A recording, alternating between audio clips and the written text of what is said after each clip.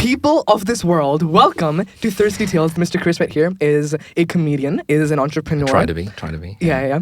Is an entrepreneur, is a bodybuilder. Can you flex first real quick? I'll have to take this Oh, okay, guys. He's getting the guns out. Can you turn up the aircon a bit? Like, It's getting a bit too hot in here. Yeah, I've been. God, I can't even. My arms are too. I can't even fit on the table. But I am. And he's a model as well. Well, ish. I mean, I was. Actually, the one you missed is actor. Yeah, I was thinking about that. Okay, I saw you okay. used to make like small videos on YouTube, and you were in some stuff as well. Okay, well, you didn't do all your research, but that's okay. I have done plays. So I've done serious drama. I've done musical theatre. I've done feature film, short film. I've done TV commercials. So, done a lot. You're not the YouTube actor, you're the real actor, basically. The real deal, basically. Yeah, let's just say that. I mean, YouTube actor. Like, do you mean it's in for like short films and stuff? Yeah. Kind of, just people who like go off making videos on YouTube. I don't know what. I think that's called a YouTuber, right? You know what? That makes a lot of sense. All right. Okay. The question we want to ask was that could you dive into your journey, like go from the beginning, talk us through your different careers. I was at a film festival, a comedy film festival. How did that happen? Like just randomly happened to? I don't know. They just put together a comedy film festival. They flew over James Belushi and I think Troy Verne, who is like Mini Me from like Austin Powers. Oh, okay. And some other people as well. And they flew over a couple of stand-up comedians. And I will never forget it. I was in Bed Supper Club, which was like there were two clubs on Soy 11. There was like Q Bar, and then Bed Supper Club came along, and it was a super hot place to go. And they held at least some of their nights there. I actually met the Korean guy from Fast and the Furious. What? But that was years later, actually. And he, by the way, just as a side note, and I'm sorry I can't remember his name, super cool guy. Okay. And he was also super involved in like after school, like actor stuff. So the clubs sort of. So yeah. So he was like he is just as cool as he is in the movies. Like, All right, that's the funny thing is like he is basically playing himself. And so going back to Bed Supper Club, the film festival, and this would be about 2008. So, and I met a great guy called an American comedian called Jonathan Sampson, and he's an actor as well. Okay. He's a stand-up, he's an actor, and he's an improv comedian. Okay. Side note, he was just in The Murderer, which is like the #1 Netflix movie. No So like he's like he's well known, big, right? okay. Big guy. And so he said to me, "Are you a stunt guy?" And because everyone presumed I was a stunt guy, and Were like you as jacked as you are right now back probably less, but nevertheless, I was probably wearing. I'm sure I was wearing a black T-shirt because I've been wearing them for a long time. And it was just like, "You a stunt guy?" And it's like, "No, actually, I have no interest in stunts." And then he said, "I said, what do you do?" He said, "I'm a comedian." And sorry, I think. Oh, yeah, sorry, your guy's just turning down the AC. So John said, "What's it now?" So he said, "I do Thai comedy." And it was like, Thai comedy, I'd seen a bit of it. And I said like, "Oh, okay. Like, that's not really my thing." And he was like, "Oh, you get used to it, you know," and he speaks fluent Thai. Oh, wow. So obviously that allows him to do it. And he said, "Would you be interested in doing improv comedy?" Now, improv comedy is where you get suggestions from the audience and you make up scenes and you do games on the stage, right? Or I have so much respect for improv comedians. It's hard. It's hard. There's two types, just super quickly. There's short form, which is where you effectively play a game. So it could be like, we had a show on Friday, great crowd, like, but one game. Oh yeah, also shout out to the Comedy Club. Comedy Comedy Club Bangkok, of course. Of course. Yeah. The Comedy Club Bangkok, come to the Comedy Club Bangkok every Friday, and Level Up Comedy Club, which is a workout. I should like pose or something. I'm not going to. Which is like a workout later. Yeah, okay. Like a I got a bit sad there. It's like a workout open mic. So like with the guys like try out hosting, they try out closing. So it's a really nice room at PJ O'Brien's. Oh, wow. So they're the two clubs that we run. We do shows around Thailand and we work with the whole of Asia, etc. But Worked with many big names. oh, yeah, like a lot. Too many to Like, count. Too many to count. But I mean, super quickly, like Neil Brennan, Jim Jeffries, Jimmy Carr, Eddie Izzard. Azim Banatwala. 2014, I opened the Comedy Club Bangkok, and the idea of that we would do stand up and improv on a alternate basis. There was an open mic. I think it was at Roadhouse. Jonathan Sampson was part of it. Some other people, some other friends I know were part of it. That eventually ended, and then after doing the open mic for 3 years, it was like the pub closed, I should have said. So like the Londoner moved to Patanagarh. It used to be in Sukhumvit 33. Okay. When it closed, it was like, well, what am I going to do?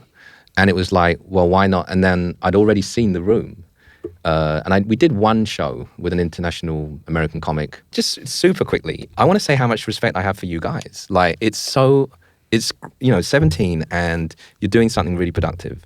And the first thing I saw when Varun sent me, he introduced me to you guys, and you sent me your YouTube channel. It was like, you guys are so young. Yeah. And it was like, and I found out today you're 17, and it's like, but I think, it's great because I hope to not talk just about comedy, and I hope that it's interesting for your listeners and watchers and whatnot. But it's I'm not, I'm well over twice your age, so like I hope that there's something productive I can say about life as well, because there's a lot to be said about life, business, and comedy for me, since that is my life for that matter. But the short of it is, saw the room, started a comedy club. I'd got in touch with Trevor Noah's management. He couldn't, because I saw a show with him, and I was just like stupid. I was just saying, like, could we meet? And it's like, I don't know why I'd meet me.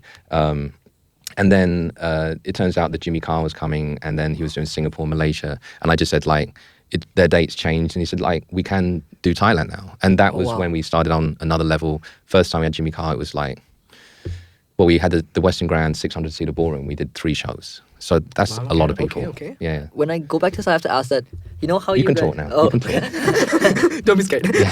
So when you guys do, you guys have comedy clubs, why is it that it's always located in the back of a bar? I don't know, maybe it's a stereotype, but it's always at the back of a bar on the 3rd floor, like always in like a dark room at the back. Why is that so? Well, number one, you want an area that is private, right? You don't want it to be in the front part of a pub. That, when I first did open mic, it was in the front part of a pub, and it's a nightmare. Sorry, I'm not. I'm just clicking my elbows because I'm old, right? It's not. I'm not trying to show off my triceps. Okay, just that's okay. We're cool with it. So not complaining. But I mean, it honestly comes down to rent in Sukhumvit is exceptionally high. Yeah. Right. It's insanely high, and you're much better off working with a pre-existing venue like a pub that has an area that you can do comedy than like renting a building. And also, you have to remember, when I started, like, there was basically no comedy. So like, to venture to say, okay, and not like I had the money to do it anyway, but to like rent a building in Sukhumvit to do comedy would have been insane. So it worked out very well to use a private room at the Londoner. So yeah, it was a back room at the Londoner.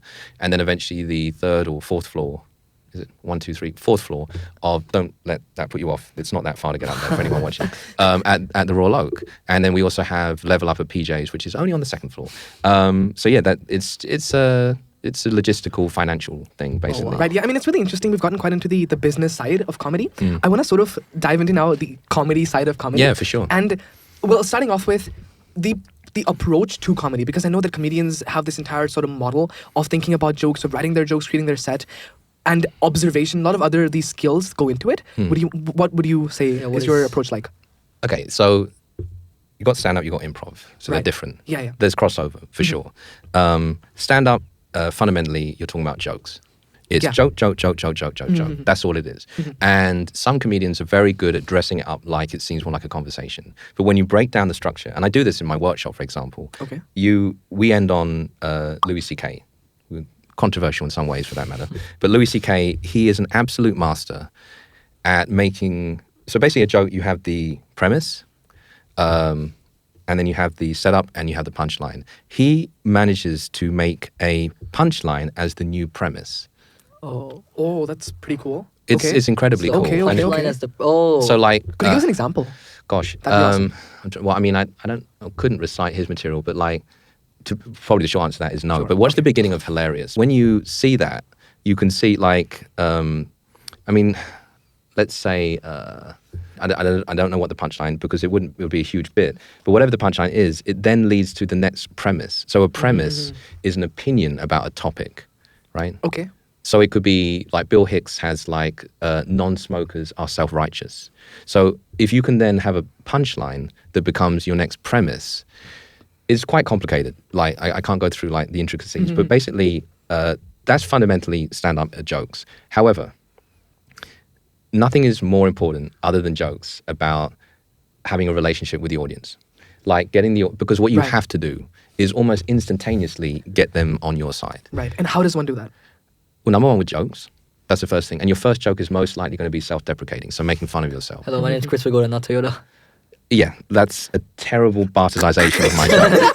But no worries, I'll take it. But like, yeah, it's just like, I mean, and often like my first joke, which like is invariably my first joke, like, you know, my name is Chris Wegoda, that's Chris Wegoda, I'm not a hotel booking website, right? Oh. So it's a soft joke as well. So it's not like pushing boundaries or anything like that. It's just to warm the audience up. Your first joke doesn't have to be your funniest joke. It probably shouldn't be, in a way. Yeah. It's just something to get them on and get them on side. But even before you speak, they feel your energy, right? And if, before you even say a joke, you're going to say, hey guys, nice to be here, you know, stuff like that. So like when I go through like the basics of stand-up, it's always like acknowledge the audience are there. Take a breath. Like sometimes people go on stage and they're just like, and it's like, what are you saying? Like there's no connection. You could be talking in front of a mirror. That's not what you want to do. Do you always run up to the audience, or do you like, is that your main go-to kind of?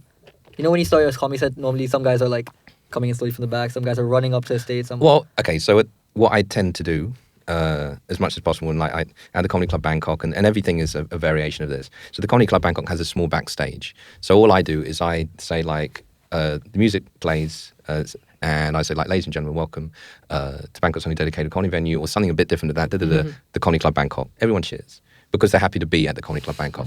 And then I sometimes say something about what the show is, and then I say like, give it up for your host, excuse me, like Chris Wegoda. So at that point, they've already cheered a few times. Come on. And I usually like shake people's hands, like high five them, show that there's some energy, show that I'm happy to be there.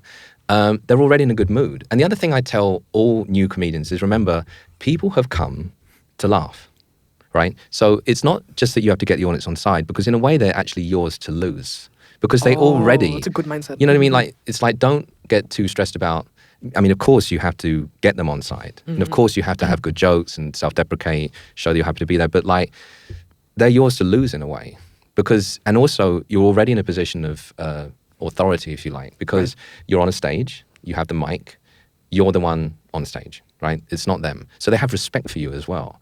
And that's something we shouldn't forget, because it's like a lot of people are like, I couldn't do that. I couldn't do stand-up. The interesting thing with improv is some people say, well, I could do stand-up because everyone can talk.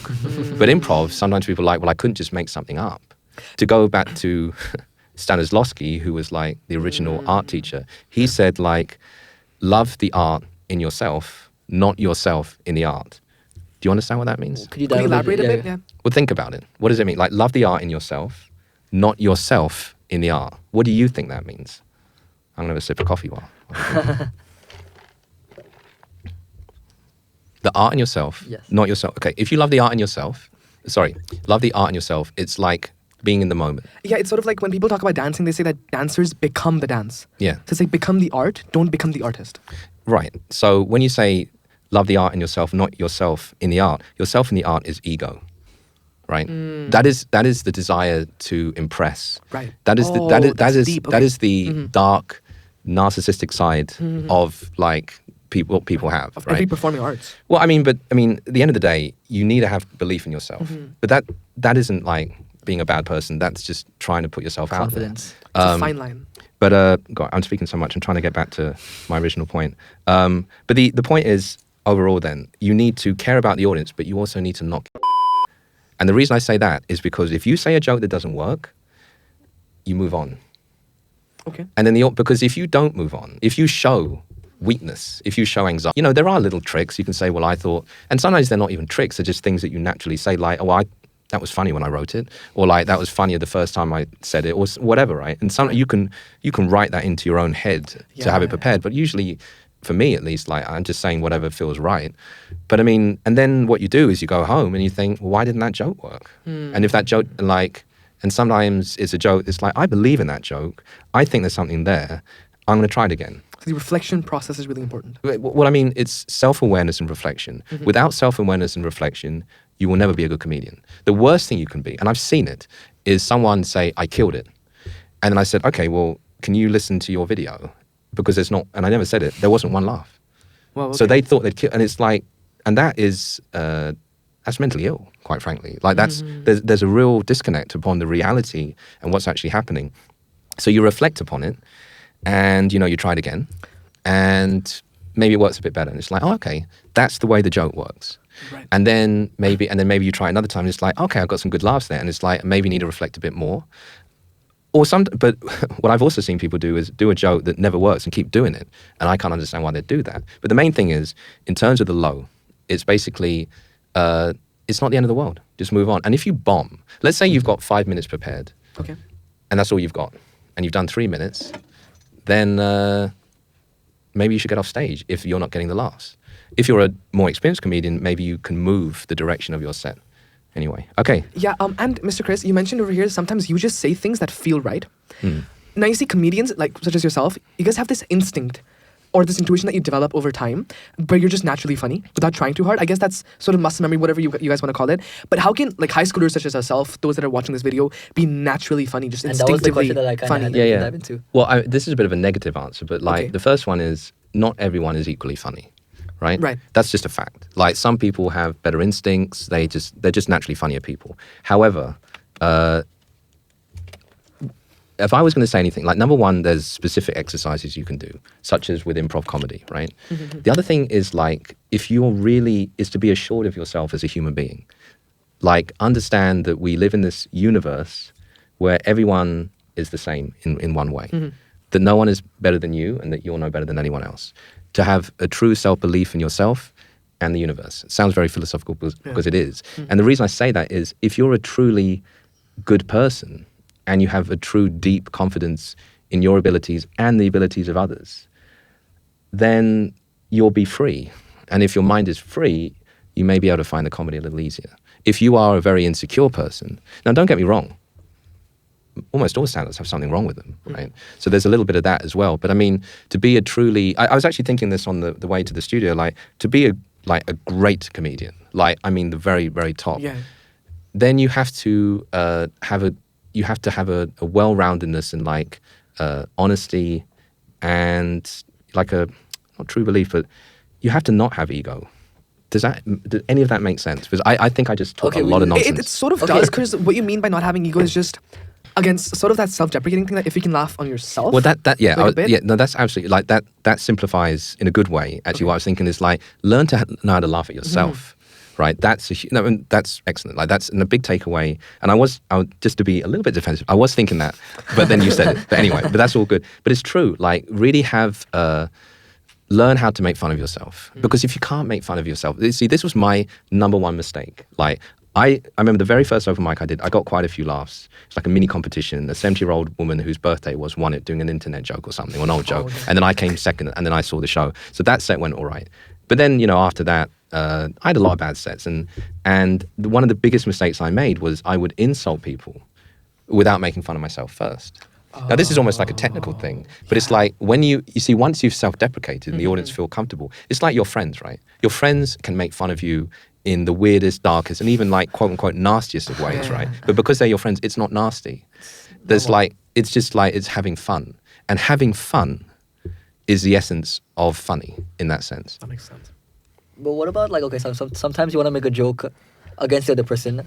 Where is the limit where it's like, is it an insult or is it a joke? Like, how do you find that kind of barrier? Because sometimes you can hurt people's feelings, but sometimes it's funny as well. Principally, it's about intent. And the audience know your intent.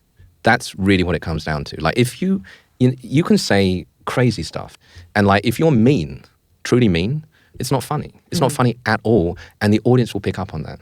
And when I was making fun of the audience, being like insulting them, I wasn't necessarily being mean, but it probably seemed that way. So it's also intent and the way the intent is perceived. And that is more like understanding, that's like the art of comedy, if you like. Excuse me. Could you rephrase that entire bit again? No, I was saying the other thing is you have your intent, but it's the perception of that intent. The perception of the intent. So like, and that's kind of like why, and I can't even, for some reason I can't wink, by the way, like, and not just when I'm wearing sunglasses. Like I just can't wink one eye very well, but it's basically saying something and that wink to the audience, like, that's a joke. Like, I don't really mean that, I'm honestly going to be very honest right now. We were hoping to come to this podcast and talk about like a lot of materialistic, superficial stuff, like, bodybuilding and healthy and making people laugh, but it was move your body and exercise. Yeah, move your body, move your soul, guys. Right. Yeah, but it was so illuminating to learn about how intense and how philosophical comedians can be, because they a lot of times they get a bad rap of being very superficial and things like that, but that was so philosophical. Well, I think, to be frank, you can't be stupid and be a comedian. Like, Right. because you have to have a deep understanding of the human people psyche, and yeah, human for sure. psyche. Like, and it's all about, like, for me, I'll tell you really quickly. Like, we had a show on Friday, and I felt it epitomized this. And it was an improv show, but stand-up's the same in that sense. I host a lot of shows. So for Right. me, I am the party host, right? Sweet. The improvisers or stand-ups are my friends. Mm-hmm. The audience are new friends. You're going to meet my new friends. We're all going to have a party together. Now, if that's done successfully, I'm happy. Because if that's done successfully, everyone has a good time. Right. And it's, again, you can get deeper into the listening aspect and how you do that. The craft, I mean, because it's an art and a craft, right? It's entertainment and art, which are two separate things. But that's fundamentally what it is. A lot of people want to go through a transformation. This is either spiritual, this is physical, and this is in many That was different the one. aspects. Mm-hmm. And so how can one go through a transformation? And so what are the main key things? Yeah, and just to add a bit of context to that, everyone wants to have a personality, like makeover and things like that, right? But that doesn't just include physical, that includes a lot of other aspects to it. Yeah. Which aspect of a personality transformation do you think is the most profound or the most significant? Is it the physical? Is it the communication? What is it according to you? Well, I mean, the mind, body, and soul are one entity in many respects. For example, I don't know if you know who Stephen Hawking is. Right? Of course. Okay, so Stephen Hawkins, when he had cerebral palsy, right? Yes. So when he was diagnosed with cerebral palsy, the expected life expectancy is very short. And he massively outlived that. How did he do that? With his mind. He beat all of the doctors and scientists who said that you would only live for, just for example, like another 15 years. And he lived until like nearly 70 or something. How? With his mind. Because because while his body had withered away, his mind had allowed his body to continue living. Like willpower? What specifically? Did Yeah, he what is it about the manifest it? mind? Did he? Well, he didn't want to die, and he wanted to live, and he trained himself, and he used his brain, and he didn't care that he was like having to, I don't even know how he did it, like type with his mouth or something. Like I don't know how he did it, to be honest, but like he on that machine. yeah, I mean he did whatever he could to continue his journey, right? And that meant his physical life was way longer than any doctor could have predicted. So there's one. I mean, that's just a little tidbit to consider. But I mean, be healthy physically, be healthy mentally, which is in many respects more difficult.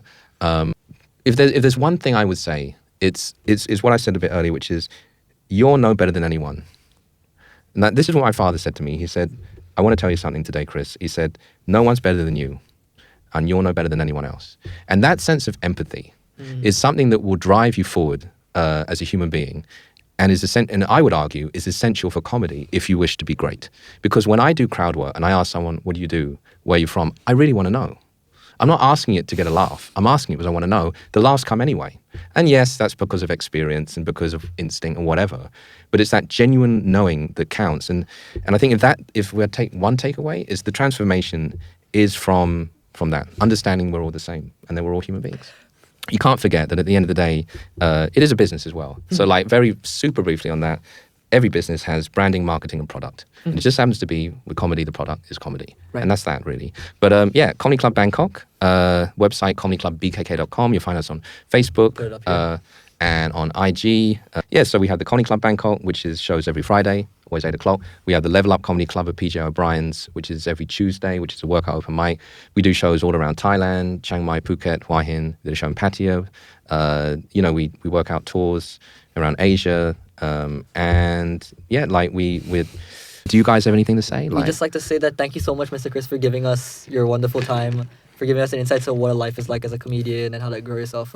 Yeah, no worries. Seriously, thank you. And I once again, like, it's fantastic that you are doing something as young people, for young people. We do the Monday meetup, so like, and we really would like to get more young people involved, because it seems most young people are watching podcasts, basically. Like they need like we had our last improv show was Noflix, which is like, saying don't just watch Netflix, watch some live comedy, basically. But it was a movie TV themed improv comedy show. So like, we really would love to get more people your age involved, in every sense, like as audience, as stand-up comedians, and as improv comedians. And I think you guys speak Thai. We actually do improv in Thai. Wow, that's pretty cool. Like, and we're looking to do more stand-up in Thai. So like, but obviously there's English as well. So yeah, I mean, you guys should come down at the very least to Definitely. try the Yeah, improv yeah, meetup. We'll be there. Everyone That sounds else, awesome. do come down. So if you want to meet a guy that dresses like this, But anyway. All right. Thank you so much. Alright. No for worries, doing man. this. Yeah. No worries, Cheers, guys. guys. Thank you so Yeah, much. thanks. See you down at the comedy club, right? Cheers, guys. Thank you.